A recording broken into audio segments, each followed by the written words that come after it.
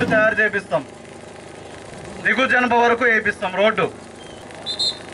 మా వాళ్ళు రాత్రులు 3-4 రోజులు అడవుల్లో పడుకుని, కొండల్లో నడిచి, కుప్పల్లో పడుకుని ఇక్కడికి వచ్చి రాత్రంతా నుంచుని ఇదంతా చేయించారు.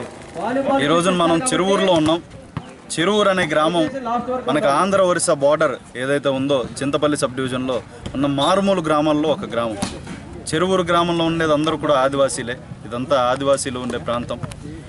ఇది ఎన్నో సంవత్సరాల నుండి మావోయిస్టుల హస్తాల్లో, ఇక్కడ ప్రజలు వాళ్ళ హస్తాల్లో ఇరుక్కుపోవడం వల్ల, వారి యాక్టివిటీస్ ఇక్కడ కొనసాగించడం వల్ల ఈ ప్రాంతం అభివృద్ధికి నోచుకోకుండా ఉంది.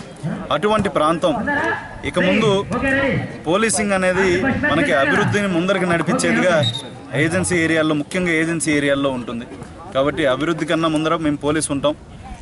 కాబట్టి పోలీస్ శాఖ ఇతరితర శాఖలు ఏవైతే ఉన్నాయో, అంటే మేము సిఆర్పిఎఫ్ కానివ్వండి, మా దాంట్లోనూ గ్రే హౌండ్స్, స్పెషల్ పార్టీలు, అదేవిధంగా ఐటీడీఏ పిఓ గారు, ఇటు హెల్త్ డిపార్ట్మెంటు, మన పిహెచ్సిలు, డాక్టర్స్ వీళ్ళందరూ కలిసి రావడం వల్ల మేము ఈరోజు చెరువూరులో దాదాపు 1500 మంది ఈరోజు క్యాంప్కి అటెండ్ అవ్వడం జరిగింది. ఇక్కడ క్యాంపు అంటే మేము ఒక వాలీబాల్ టోర్నమెంటు యువకులకి, దాంతోపాటు ఒక మంచి మెడికల్ క్యాంపు.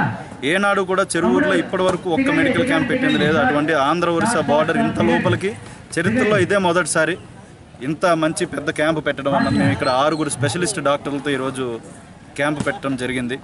ఎప్పుడూ కూడా ఇది పోలీస్ శాఖకు ఒక్కదానికే సాధ్యమైన విషయం, ఇంత లోపలికి ఇంత పెద్ద క్యాంపు పెట్టడం అన్నది. కాబట్టి ఈ అవకాశాన్ని సద్వినియోగం చేసుకుని ఈరోజు ఎంతోమంది ఇక్కడికి రావడం జరిగింది. ఎంత మావోయిస్టు ప్రభావిత ప్రాంతమైనా వాళ్ళని కాదని చెప్పి ఇక్కడికి ఎంతోమంది ప్రజలు మా దగ్గరికి ఈరోజు ధైర్యంగా వచ్చి మేము పెట్టిన మెడికల్ క్యాంప్ కానివ్వండి, ఆటల పోటీలు కానివ్వండి, వీటిని అవైల్ చేసుకున్నారు.